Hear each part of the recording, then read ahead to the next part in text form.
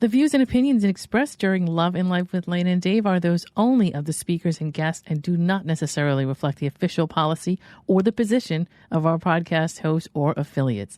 Any content provided is not intended to malign any religion, ethnic group, club, organization, company, individual, anyone, or anything. All right, let's do it.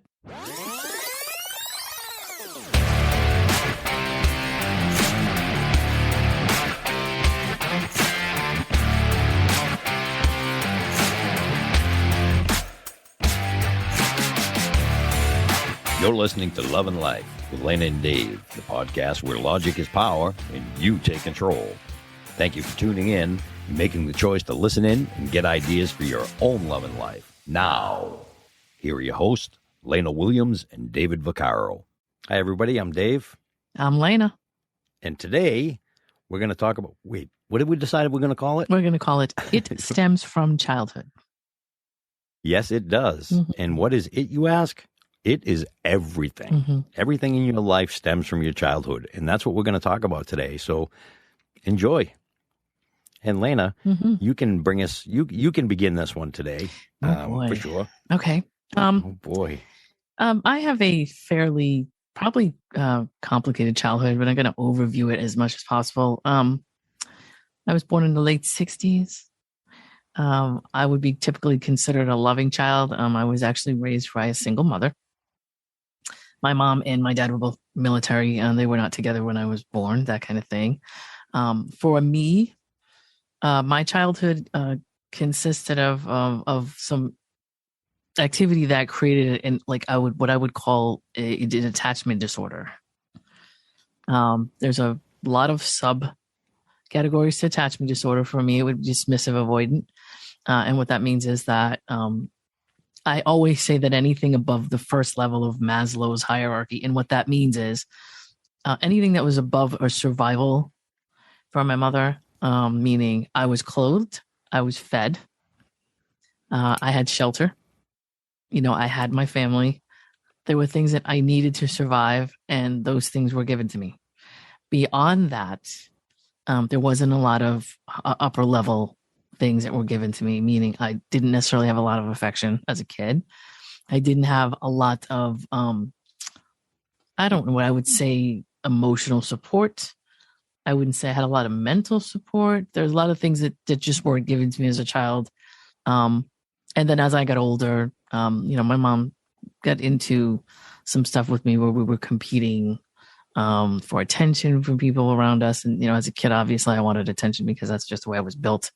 But there were times that I had to compete with my mother to get attention, or my mother would minimize things.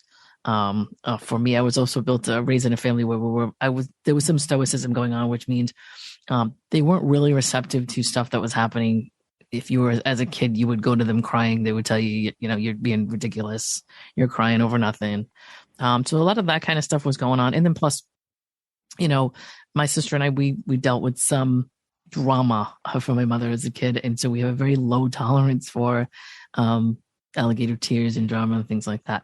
But as I was growing up, I learned very quickly not to ask for things because they were leveraged against me. As I grew up, the things that I was given, they always came back up at some point. There would be something my mother would want, or we would be discussing something that she wanted me to do. And that thing would always come back up as some kind of leverage to get me to do something she wanted. So I learned very, very young in life to stop asking for things because they would be kind of thrown against me. They would be used against me to get whatever my mother wanted me to do, whether it would be something around the house or, anything like that, cooperation within the house. So I became extremely independent. I started to want to make sure that I took care of myself as fast as possible because I did not want to depend, because depending meant that somebody could actually take advantage of you. I learned that young. I can't say that I 100% really ever got over that, although I do know now what a lot of the details of it means, and I can see things in my behavior that cause that, and I do try to work on it as much as I can, but I really don't like depending on people. I don't like to make a spectacle of the fact that I can take care of myself. I'm usually very forward about that. And that comes down to little things. And Dave will tell you if it comes down to little things like buying coffee and things like that are in my personality.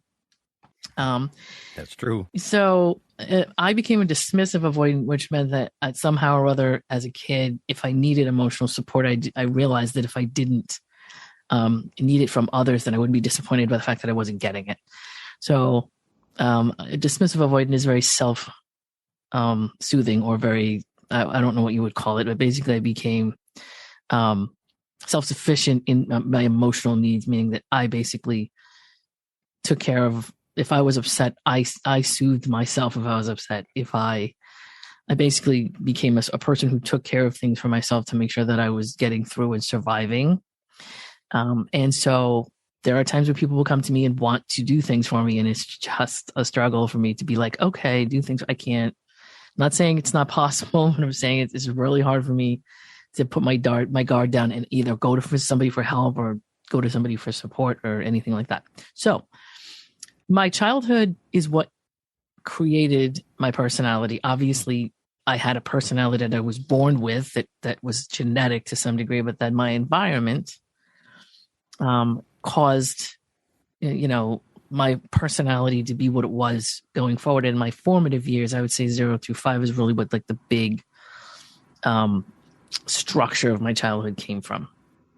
And what I call that is the playbook. So that's my playbook. That's basically why I'm the way I am. Of course, as I got older, I was one of the people that really went to my own family to learn what kind of people were around me as I was growing up, learning from my grandmother what kind of personality she had, what kind of sisters she had growing up, what my grandfather who had passed when I was young, like what kind of personality he had and how I interacted with him. And then just my mother's relationship and my mother's sister's relationship with their parents growing up, and what caused them to become who they were, in turn to pass down to their children what they did. Some parents will be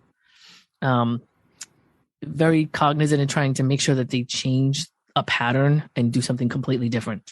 That may or may not be good, but they'll see their childhood as a certain thing, and then they'll say, okay, I'm not doing what my parents did. I don't want to. They'll be very rebellious to that, and that's how their children will be raised. Others will be exactly like their parents were and won't deviate from that because that's what is familiar to them and that's what they like. And also, and that's what they know. What were you saying? I'm sorry. That's what they know. Right. Right. And so they're children. And I would say for me, being a dismissive avoidant, I was a very young child and whatever, but that was a choice I made as much as I could at that age to weather the environment that I was being raised in. So for me, it was easier to not need than it was I could have become a needy child. I could have become a bottomless pit of a child. Some children who were raised like my mom raised me became very needy, very clingy. They're the type of people that are always afraid of being left. And there's a clinginess to them that comes from the same environment. For whatever reason, my personality chose to not be needy at all. And so therefore, if I don't need and I don't get need, it all makes sense. And I can't be frustrated and disappointed in somebody not giving me what I want, because I basically start off saying, I know nobody's going to give me what I want and nobody should give me what I want. And so therefore, when I don't get what I want, it makes sense. You don't want it. Yeah, I don't want it. You don't want it. And I refuse it. And so from what I hear is and you guys out there, I know Lana very well. And yes, I can totally see her personality traits that she has today are definitely coming from this story she's telling you. And one of them is, she doesn't like people to do things for her because she's expecting that they want something in return, like her mother did. And so the reason why we're telling you these stories and telling you about our childhood, and I'm going to go next, unfortunately, it's going to probably destroy everybody in the audience. They're going to be like, wow, these people are messed up. We shouldn't be listening to them. We'll end up all screwed up. That's not the case, because both of us are very analytical and we look at our lives and we know where our issues came from. And that's why we're doing this podcast, because your issues that you have, they come from childhood. And if you learn where they came from, you can learn how to live with them and not take it out on other people. Right. And understand that some of your limitations are caused by your childhood beliefs. But as adults, we can manipulate them a little bit. It's not going to change us who we are. No, but we can relearn habits. When Correct. you're young, you do get into some habits that you don't have any choice but to continue, and they really get deeply, deeply rooted. That's true. And we at least can be responsible for our own actions and understand where our actions come from and maybe explain to people, as I do. And once I tell my side, my story, I'm going to explain some things too. But I want to make sure that you're finished. I'm not completely finished. I have a little bit more. Just one more thing I wanted to add. So a dismissive avoidant is somebody who is, we actually have an ability to, and I don't know if it's something that we even can control because it starts so young in life. We have something called disassociation, where we'll get into a relationship, or it could be a friendship. It doesn't necessarily have to be romantic. It's just somebody that comes into our life and we're like really excited that they're there. And we go through this period of everything's great. And then disassociation happens. As soon as we start to really get attached to this person, I don't know if it's fight or flight or whatever it is. It's something that is built when we're really young and it kicks in and we're very powerless to stop it. When I was younger, I would notice it happening and just I only knew how to explain it. Like I'm watching a movie and I can't change the outcome of the movie. I feel like I was watching something from a distance. And dissociation, my friends that know me really well will tell you, they sat me down and they were like, what are you doing? Like, this is, something where this could be really great, but just like totally taking it like a knife and slashing this up. What are you doing? And I would be like, I don't really know. As I got older, I understood it. But it kicks in and it's like this thing where the attachment has to be broken for you because there's things that make you vulnerable and you want to survive as a person, emotionally, especially. And to attach, means that you have to give of something. You actually have to expect of someone else to give something to you that you want. And you go into this, this thing where you, as a human being, you want the other person and your body, whatever your mind does, it shuts you off and you become numb. You start distancing yourself. There's a lot of things that happen. But anyway, there are different types of personalities like that. In my case, that's how I react. Others will react with a really, really heavy neediness and start clinging to the person to the point where they make them run. That's another way to go about it. In my personality, it just happens to be the way that I do it. But it has been a problem with relationships. It's very, very, very easy to be dismissive avoidant when you're single. It's just, it serves you really well. But when you start to get involved, it can take its hold and could cause some major problems to keep you detached from other people. But anyway, that is one, I just wanted to mention that because there are friends of mine that know me well enough that, the ones that I've known for years and years and years, I've got friends around 30, 40 years that at this point, those people I know are not going anywhere. It takes a very long time for me to say, okay, I can relax. This person's not going, even with relationships that I've had with people for 10 or 20 years where they have gone off and had to deal with their own issues and nothing to do with me. I've taken it personally and found out that that wasn't the case, but it's reinforced my behavior. So, I have to stop and say, okay, my response to this is not about them. This is me. I know that I'm doing this because of whatever.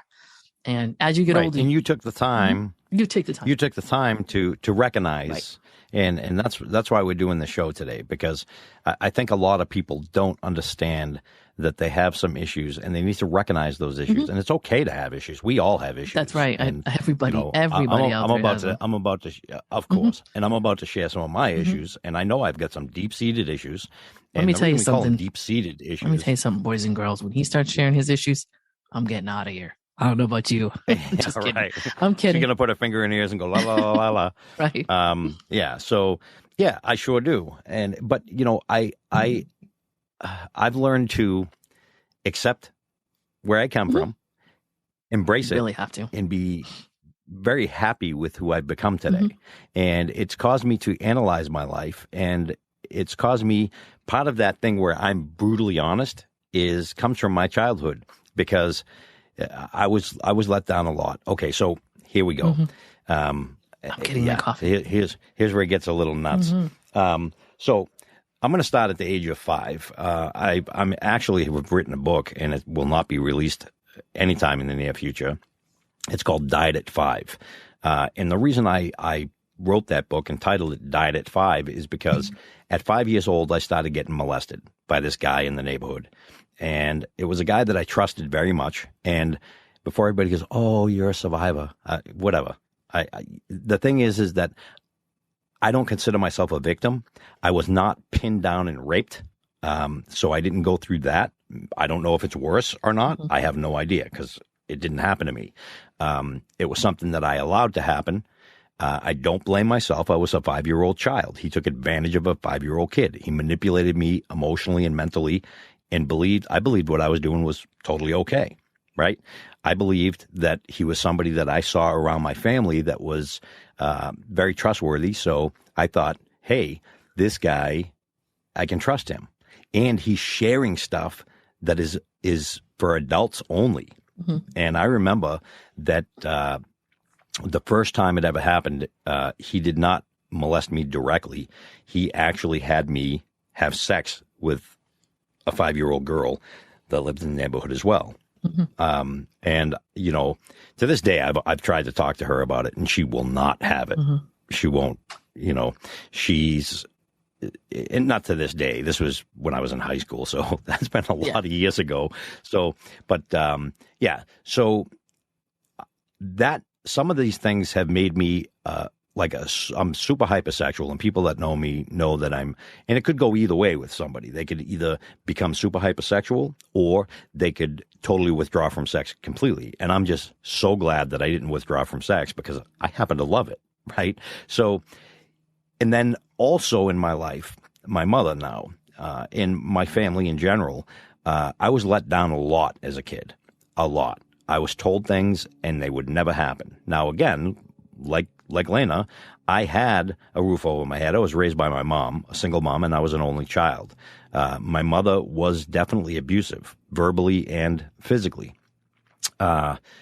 So to the point where I didn't trust anybody, because the people you're supposed to trust more than anything are the ones that were letting me down, right?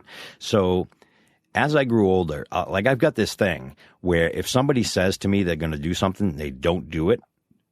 And I will tell you, if you're a friend of mine, I will tell you, yeah, don't do that to me, because I take it. And again, all these years later, when I was younger, I used to freak out about it. Somebody said they were coming over, like a girl was going to come over, and then she's like, oh, I can't. I'd get wicked mad. I mean, I'd get pissed to the point where I was like, okay, you suck and go screw yourself. And, you know, it just was horrible. As I got older, I realized where it came from. Now I can actually, you know, withdraw that a little bit and be like, okay, this is my issue. It's not a them issue. They're just living their life, and they kind enough to say, I can't make it. And that disappointment still to this day hurts way more than it should. And it does because it came from my childhood. I do know why. And this is why we're having this podcast today, is because we want you to start looking at your life, because if you do and you understand where the problem comes from, you will realize that a lot of times you're lashing out at people for your own issues. 90% of the time, you're lashing out because of some insecurity or something that happened to you as a child. And you have to fix that, because that allows you to have some freedoms, right? It's like when somebody cancels with me, and I'm going to use this because it's something that still to this day bothers me a lot. So when somebody cancels with me, the first thing I do is go, okay, I know this is not going to go well for me. I know that already I'm really upset about it, because I trusted you, and how could you? You suck. And that's how I'm feeling inside. But in reality, I know where it come from. I know it because I paid attention to my childhood. I dug, you know, I definitely dug. And I can share too, is I went to therapy when I was growing up, and I hated it. It sucked. It wasn't for me until I found out they have psychotherapy, you know, the guys that put you on the couch and dig and dig and dig until you're a crying, bubbling mess, you know, because they really dig. But I love that because I get to find out who I am and where I came from, like truthfully. And, you know, people are like, well, I remember my childhood. No, like people that say to me, I don't remember anything before I was 8 or 9 or 10. That tells me something. And any psychologist will tell you, not a psychologist, but, you know, like a a real one. Like I hate to say like psychologists are not real, but a psychotherapist is the ones that will tell you that if you don't remember anything before the age of 10, you're hiding something. And and our body's very good at that, is taking things and like socking it away. So when you can find out those secrets that you have and share them with yourself, which sounds crazy, but that's the way our brain works. Our brain has this amazing protective capability that allows us to forget things that we don't want to remember. Right. You know, there are a lot of people that have been through something. There's some things that are not easy for you to deal with at the time, and that's why, you know, your brain just... yeah, exactly. They get socked away, and that's it. And once they get socked away, it doesn't mean that you're not still dealing with that today, though. You have, like, there have been people I talk to, and I'm like, I got to ask you, have you ever been molested? And they're like, no. And I go, no. I go, you know, what is the, you know, and then they'd say, I don't remember anything before the age of 12. And I'm thinking, you may want to look into that because, you know, you have a lot of traits of somebody that was molested. I don't say this, but I'm thinking this, right? Because it's not my place. I'm not a doctor. I'm not a therapist. I know me. And I can look at other people and hear their story and go, this is where this comes from. I see it, right?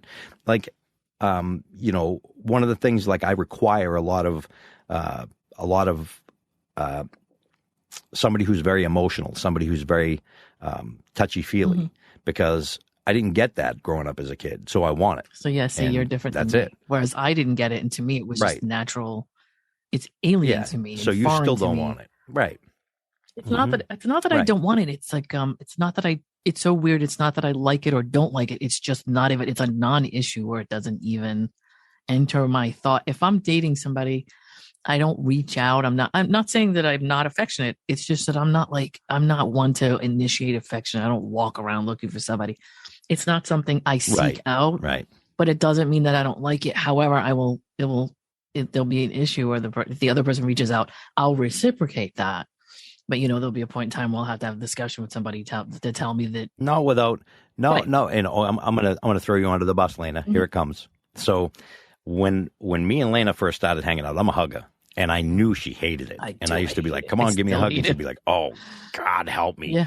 And it's so funny. So I don't hug her anymore, just because I said I'm going to break her, and no, I'm not. I'm not really going to break her. It comes from her childhood, and that's who she is, and I accept her for that. And that's another thing too, is that, you know, you don't want to try to become somebody's therapist, especially if you're trying to date. Okay, just know what your weaknesses are and be honest about them. And that's, like, I tell people right off the get. First of all, if you're not a sexual person, we're not going to be compatible, because I'm a hypersexual person. I enjoy sex probably more than most, and that is an important part of a relationship for me, where some people don't care. I mean, I have friends that are younger than me they're like, well, I'm like an elephant. I can have sex once a year. I'm good with that. And I'm like, hell no.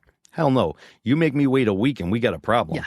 You know, so, and but I also understand where my hypersexuality comes from, so I don't force people to be on my level. But we got to kind of be close, because otherwise, you know, we're not. Well, that's the thing, and that's also the thing. It's a level of, you know, where everybody's at and where they're comfortable.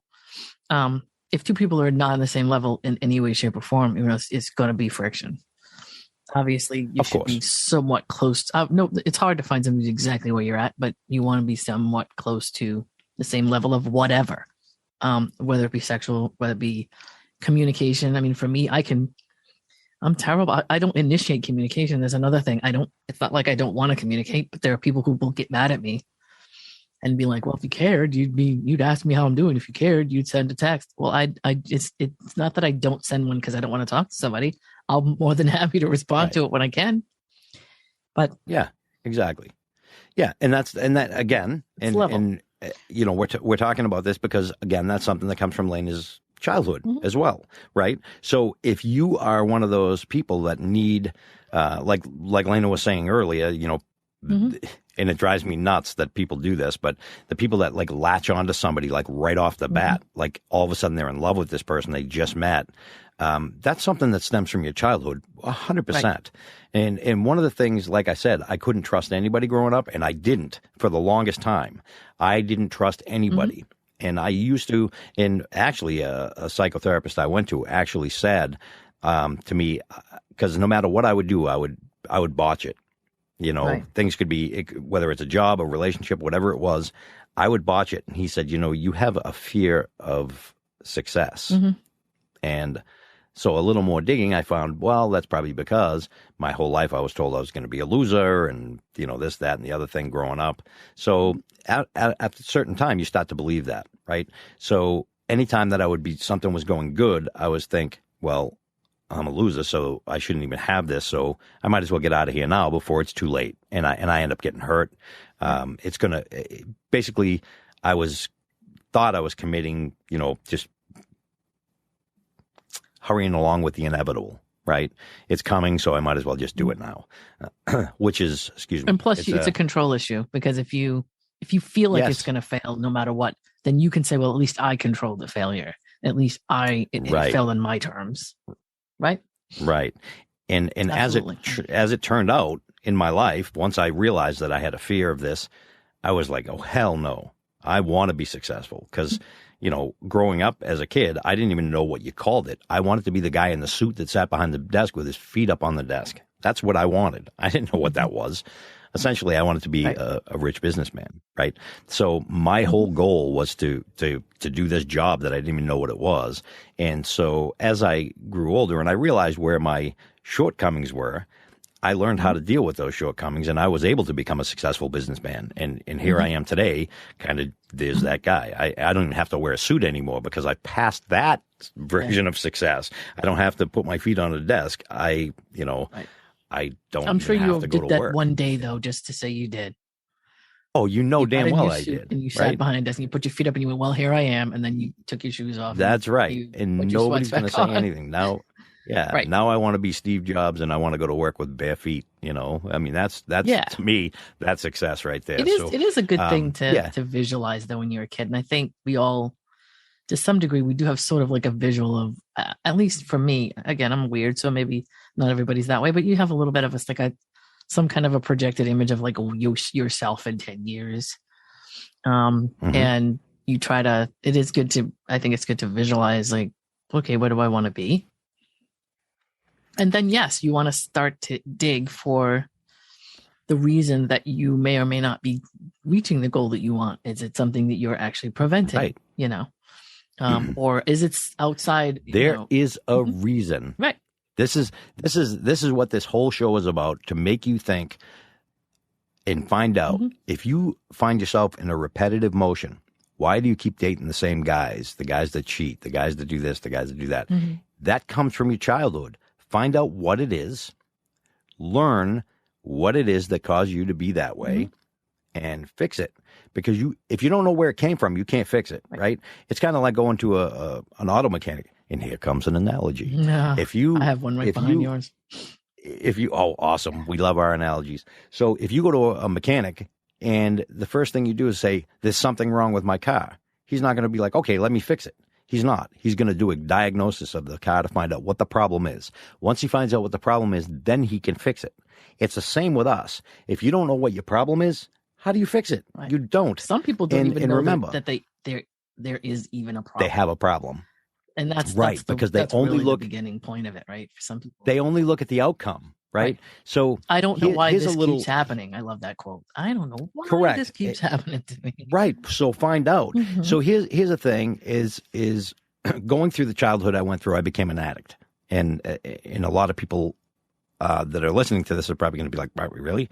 But yes, I was an addict. I've been clean for a million years. So, but I was an addict, and the way I like to look at it as an addict is an addiction is like a fan belt. You know how your fan belt on the car spins around and around and around. It's connected to some pulleys. Let's say one of those pulleys freezes and it's frozen. It can't turn anymore. That belt's going to slide around. It squeak, squeak, squeak, squeak, and the belt is going to break. There's your addiction. Now, what they do is people go, well, I go to rehab and, I get clean and bam, brand new belt. Well, guess what's going to happen to that brand new belt? Squeak, squeak, squeak, because you didn't fix the pulley. The pulley is the underlying problem. Without fixing that pulley, you can never fix the belt ever, ever, ever. So addiction, which we see a lot of today, people go and they get clean, and they're clean for a year or two, and then boom, right back to the drug again. We call it a relapse, right? That's another broken fan belt, because they never look deeper. Right. If you learn to look deeper in your own life and all the way back to your childhood, because your personality traits come from your childhood, not unless you like fought in a war and you have major PTSD, your personality does not change as you're an adult. It all happens before. What's the age where your personality kind of? They call it. I think it's a cutoff. Well, it depends. They do say that most people have like a 5-year-old child that's at the bottom of or at the stem of everything. Right, that's where it all begins. But I mean, there's a point where your personality traits end. Like you're not going to change anymore. And I think it's like when 20. You're. I feel like it's when your frontal lobe is fully developed, somewhere around 24, 25. I think for women is what, 25? Yeah. So in that, I probably early to mid 20s for everyone. Yes. Yep. And then from there, now you have to retrain. You're done. It's not built anymore now. Right. You got to go in and exactly. renovate. Exactly. So here's my analogy. Are you ready? Train. I'm ready. My analogy is, and I say this for more than one reason, but if you know you're having a dream while you're having the dream, then you can change what happens in the dream. If you go to bed and you sleep and dream and you don't know you're in a dream, while you're in the dream, you're just helpless and it's happening and you're like, what? But once you realize you're having a dream as it's happening, you can then change the course of the dream. You can actually dream about whatever you want if you know that's what's happening. So to me, finding out that that you have a childhood that's this way, and your way of dealing with your childhood was to do this, and then as you got older, you met somebody that reinforced that personality trait that whatever it is that you did as a kid, somebody came along and reinforced that as to be the right thing to do. So then you dug your heels in and you did it. Now you're doing it more. Then maybe somebody comes along and people come along and they either going to cause you to dig your heels in and say, I was right about this. This is right. This is exactly what I should be doing. Or they're going to challenge it for you. They're going to be a different person than you thought. And it's going to make you, and if you lose somebody that you're really interested in, or you spend time with, or you've been with for a long time based on a personality trait that you've done your whole life, and it's a person that you really, it's a loss to you, and it's somebody that you really should have stayed with it, whatever the case may be, that might make you stop and reflect. Sometimes it takes something like that to make you stop and say, okay, well, I thought for my, most of my life, everybody else was wrong, but now maybe I should think about what have I done here? Here's somebody that I lost. That's the thing. Right. And we need to say this out loud, and I'm talking to everybody who's listening to this, and every one of your friends that you can tell this to. Mm-hmm. If you keep having failed relationships over and over, it's you. It's not the other. It doesn't mean you're a bad person. It means your selection, your attraction, whatever it is, you're doing something repetitively, knowing it's going to fail.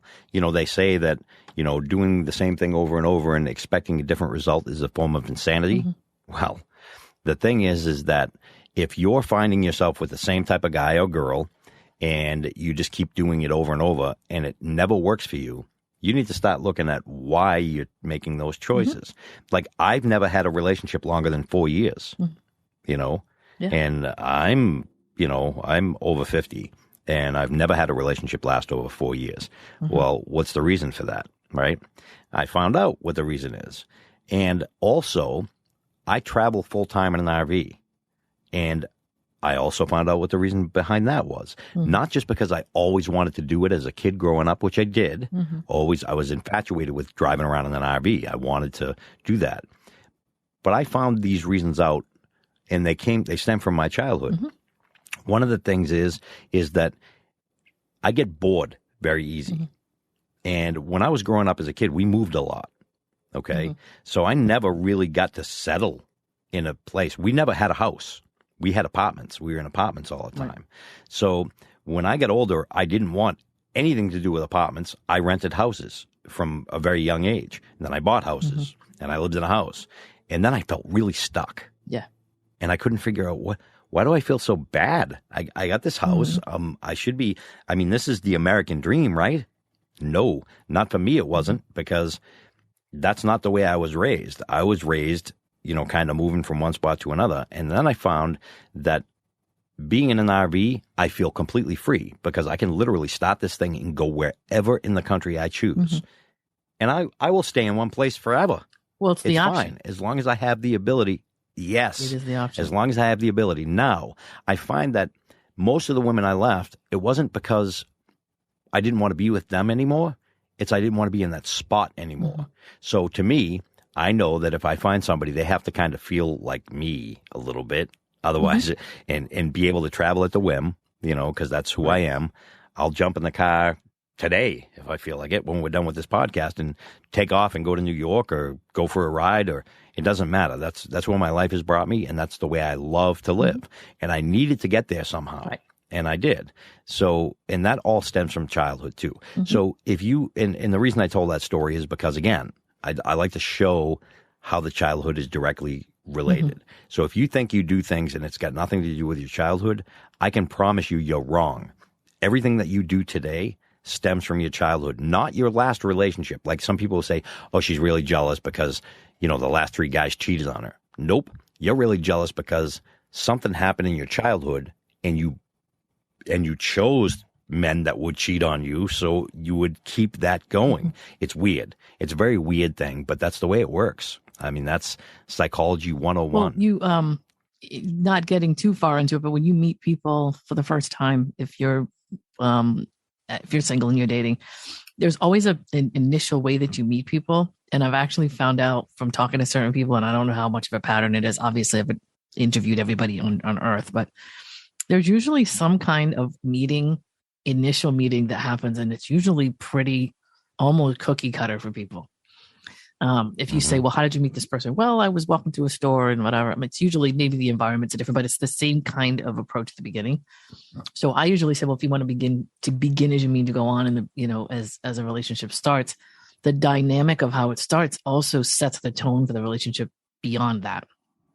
So, if you're used to, hey, I like guys that are going to come up to me and schmooze me and give me a sales pitch, and I want to say yes or no to it, or whatever the case may be.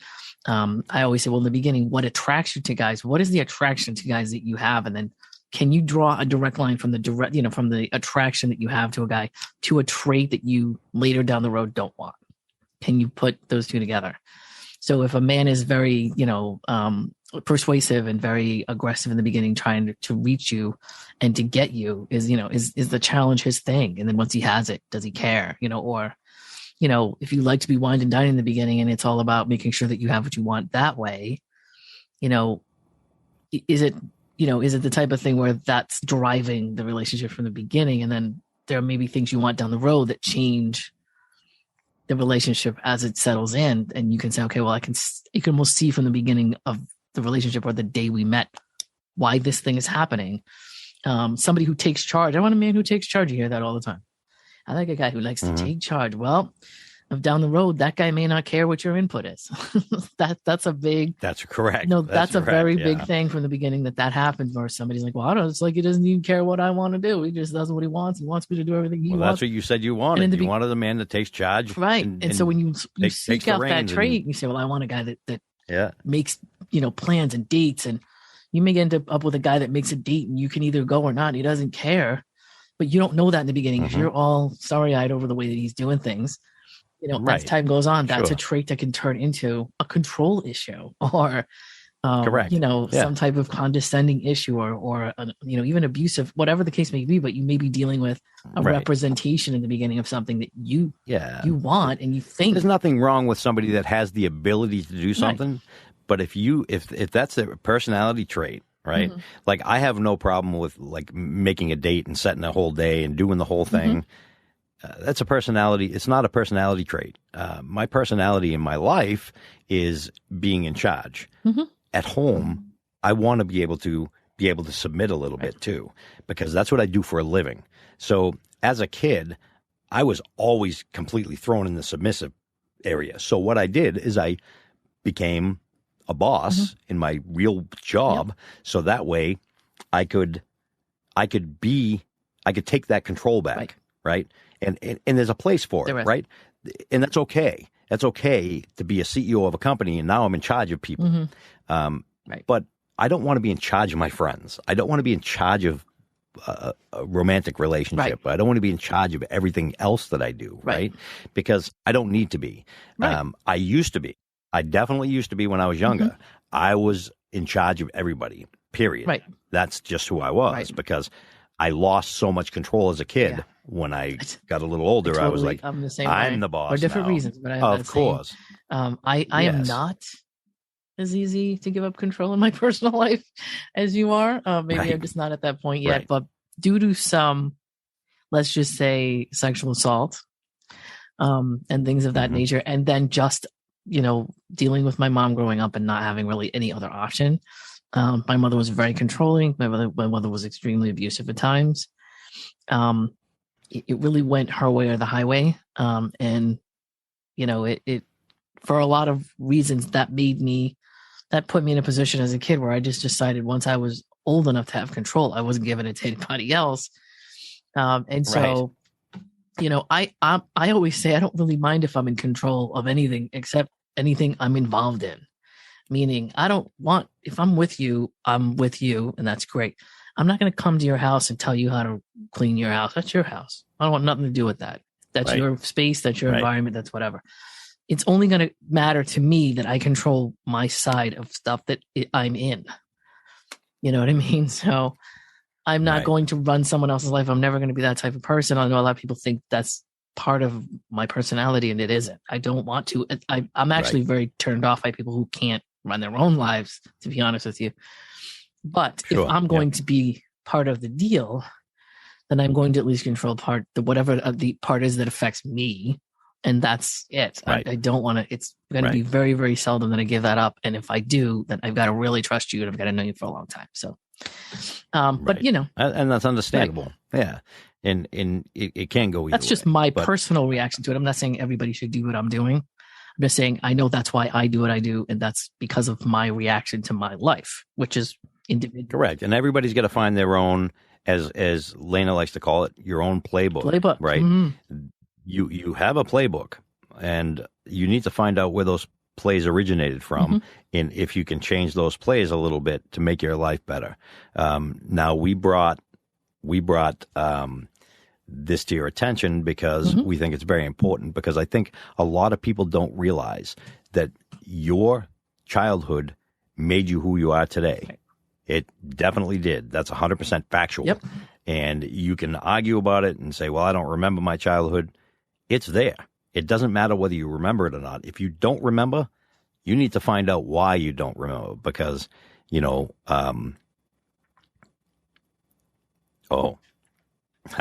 let you know. I was just,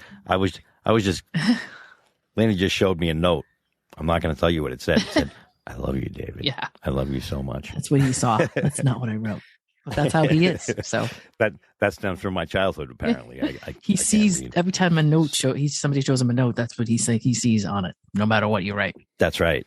It doesn't matter. You can tell me, hey, your fly's down. I'll be like, oh, I love you too. Yeah.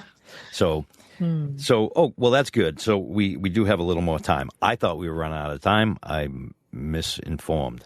So no, see, me being the efficient and what's the word I'm looking for? Contingency driven person that I am. I secretly took down notes about what time we began as we started, but I didn't say anything about it. I just kind of made a note, like a mental note. She kept it to herself and made me look stupid in front of everybody. And then when he said to me, hey, let's check the time, I showed him a note that showed him where the time actually was. And I can't multitask because I'm a guy, so I had to read, and it stopped it's me very dead in my true, tracks. actually. Yes, men cannot. It's very hard for men to do two or three things at once. That's right. We don't multitask very well. Which is fine. Women do. It's just the way their brains are built. Yeah. There's nothing wrong with that. That's right. So the playbook is, and I admit it. The playbook is that. So I was saying, I have a little story, quick story. You do your story. I was dating a person, and we had a situation where something happened that caused them to walk out and leave. And we had a conversation about it, and I said, hey, what's going on? Are you coming back? Blah, blah, blah. And the person I was dating said, well, you made me leave. You did something that made me leave. And,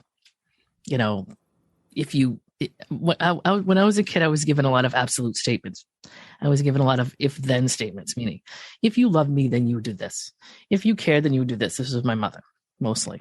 If you cared, you would have called me yesterday. If you loved me, you would have asked me how my day was. Just little specific things that she would expect me to do that would be mind-reading things that I could never figure out, but to her would mean that I cared. And if I didn't say these things, it would mean that I didn't.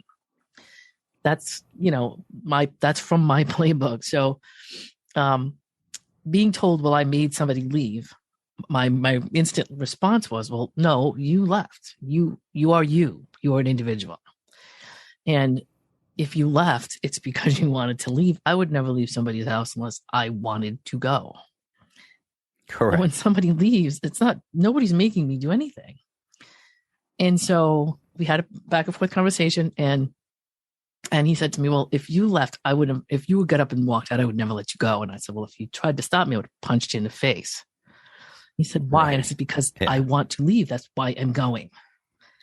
That's my decision. That makes sense to me. So we had a discussion, and we realized that the playbooks we had were two different playbooks. And his was a projected playbook of, if you cared, you would have stopped me. And my playbook was, if you tried to stop me, then that would have meant you disrespected my decision.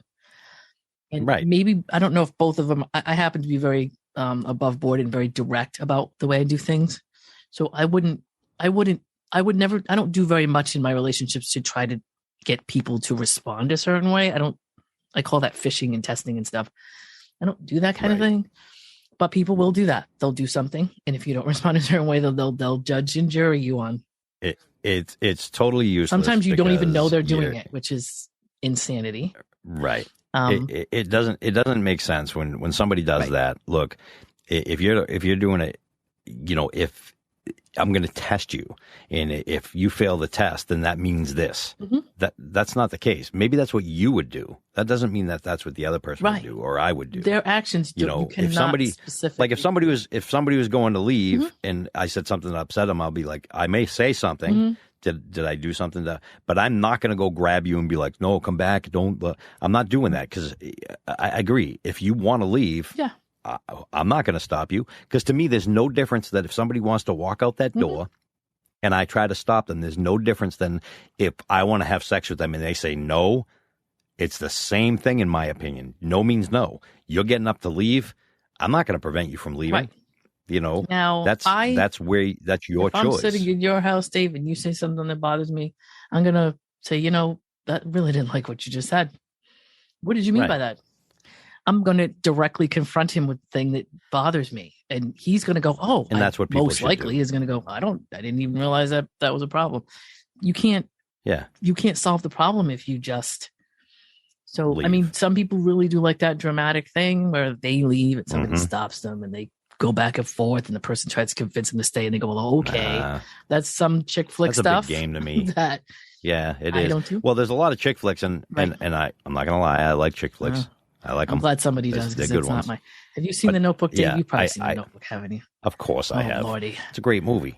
So the thing is that I don't live my life like that, but it's a nice little fantasy, right? So there are people that believe that life is truly like that stuff, though, and I think that they're like, okay, so like Serendipity, love the movie. Are you friggin' kidding me? That Serendipity, right? The two of them spend their lives looking for each other over a glove, and it's not about the glove. Yeah, and they both had the gloves like years later. It's not real. Okay. Name one person that's happened to in your life, or any of these chick flick movies you've seen. Tell me somebody that not your friend's friend, sister's uncle, because that's not what I mean. It doesn't happen that way. And it would be great if it did. If something happened like that, it would be a very romantic story to tell. Right. But it's not realistic. And today, let's start with, people are trying to force that stuff. Exactly. Right. Well, I'm saying let's start with Disney, because a lot of people, that's where it begins. All right. And I'm not trying to knock Disney, but in some ways, it is the ideal by which a lot of people, especially brides, and that's all I'm going to say, happen to try to follow and live by. The white knight thing, the prince thing, the princess thing. That's great stuff as far as tales are concerned and things like that. But if you watch things like that, obviously somehow you've got to know that those things are stories. That's why they're entertaining. That's what we're doing. You watch those stories, and then you watch a story called the show Bridezilla, and you'll see the reality of it, right? Yeah. And those people that are on Bridezilla those are people that dug in deep to these Disney films and really believe that that's the way it should be. Right. To me, a marriage is something between two people, not a huge party, not my thing. Right. I believe that, and I'm not saying I didn't do that. I did. I had a huge wedding, my first wedding.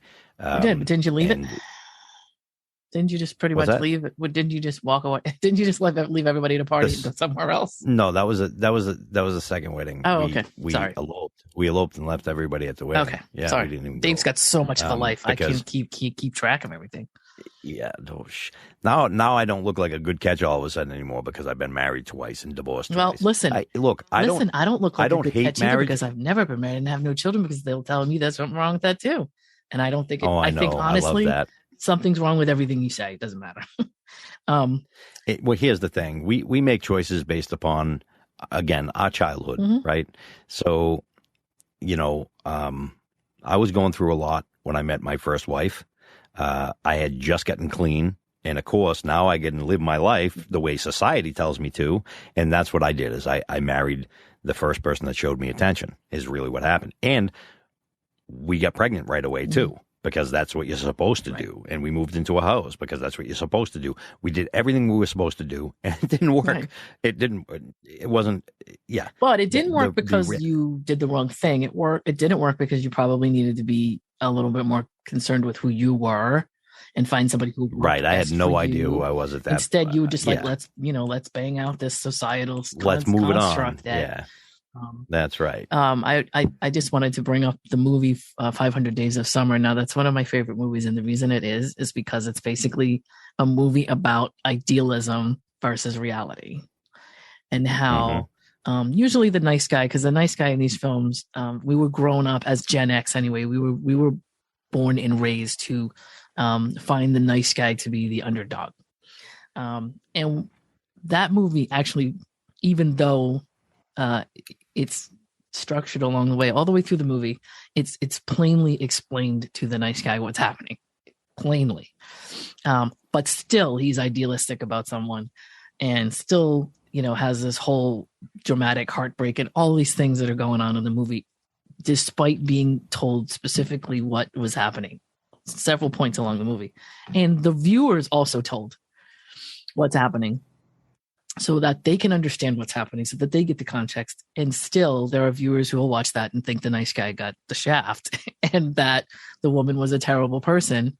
And I think it just shows that we have some kind of programming that we watch movies, and there's something that, over the years is real hard to relearn, that, the nice guy always gets the girl. And, even though something is laid out in plain sight for somebody to see and understand, that they will ignore it and still try to do the damsel in distress thing, and it and get mad at the end when it doesn't pan out. And so that's why I love that movie, just psychologically, for people watching. It does give them complete, from the beginning. I think the first 3 minutes, the entire movie is explained to the audience. Let us just be clear, this is not a love story. They say it right out in front. And then they explain to the, who these two children are and what kind of, lives they've lived as kids, and what kind of idealism they have in their head, or how they're going to live their lives based on their childhoods, which is what we're talking about today, and what kind of adults they become. And when they interact, how they handle the interaction with each other. And I don't know, it's just a really good psychological movie in the sense that who you are as a child is going to determine your adulthood. And if you don't learn your lessons, especially because there are people in your lives that are actually giving you straight up information about something. They're just straight telling you, this is the way it is. I just want you to know this. And somebody, people will still not take that information that's being given to them and say, oh, you don't fool me. I know that's not really what's happening. And that there's something of, yourself as a child and how you become an adult determines you may want something desperately, despite somebody telling you straight out, you're not getting this thing. This is not what that is. This is an apple. And you saying, well, yeah, but it really would be nice if it was a banana. But it's an apple. And you can see that it's an apple, and somebody breaks it down. It's red and it's this big, and it's, let's cut it up, and here's the inside, and here's the round. And you're like, God, but if it was yellow and it looked like banana, it would really be happy with that. Like, we can't give you the banana at the end just because you wanted it really bad. You know what I mean? Right. And analogy. And that's a thing.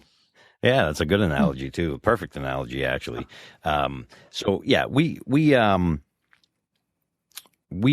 definitely, everything stems from our childhood. There's no questions. We know that to be a fact, and we shared with you today. And I think that actually, you know what? I want to wrap this up, and I want to offer something to our listeners. Actually, if that's okay. Sure.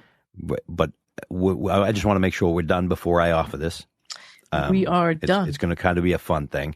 Yeah, I think that we've, we'll say one more thing about childhood, your childhood, and you're listening, and it's, obviously you stayed with us this long, and good thing you did, because I'm about to offer you a He's going to gift. Drop some knowledge on you right now. I'm going to drop something. So, just remember, if there's things going on in your life and they're repetitive, or you don't know why you do the things you do, find out. Take the time to find out. It's your life. It's more important than your car, that's for sure. But yet, if your car's making a bad noise, you're not just going to keep driving until it dies. You're going to go to the mechanic and find out what's wrong. Find out what's wrong. Find out where it came from, and then interview people. Find a way to resolve it. Interview your family. Talk to people as well. Anybody who's alive and who can tell you from your childhood everything that was going on. And put it together. You'll be surprised what you find. Yeah, you'll be really surprised what you find. So, okay, thanks for listening today. And for a special, what we're going to do is, me and Lana were talking this afternoon, and we said, I haven't dropped the F-bomb yet. And I normally do. And so I'm bringing this up. I'm not going to say it now because this will defeat the whole purpose. But continue listening to our podcast, because I definitely will drop the F-bomb. There's no question. And again, we record these live, and we do not edit them. We're not going to beep nothing out. This is live. This is live podcast. Raw. Okay. You're listening to our raw conversation is what you're listening to. I touched the microphone. Did you hear it all? I touched it. It made this noise. So, good thing. See, now if we had a producer, they'd be like, we got to fix that. No, we don't have to fix it, because we're doing it live. So here's the thing. Keep listening to our podcasts.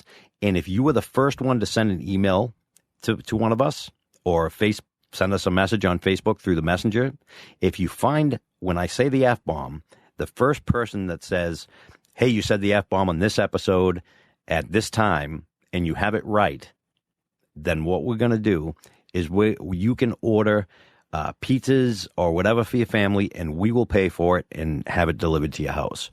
And you just let us know where we're going to order it from, and we will do that. Let us know where you live, and we'll just come right over. I'm just kidding. Yeah. Okay. No, don't tell us where we don't want to know. No, but we will help. Well, you're gonna have to tell us where you're at, or we could just cash. Well, I'm not gonna cash app you either. Well, here's what we're gonna do. We're gonna send you money. We'll figure it out. We'll send you a gift card. Yep. Yeah, we'll figure out. You tell us where your you tell us where the place that you eat at is, and we'll call them up and place your order, and you just go get it. That's all. Right. How about that? Yeah, that sounds good. You don't have to give us your address, because you heard about our childhood. You probably don't want them at this point. They're probably like, yeah, I ain't giving them crazy bastards my address. Exactly. But anyway, thanks for listening. I'm Dave. I'm Lana. You guys have a great day. Hey, you just listened to Love and Life with Lana and Dave. Thanks for joining us, and we hope you enjoyed it. If you did, please share the podcast, leave us a comment or review, And don't forget to subscribe so you don't miss any new content. We'll see you soon.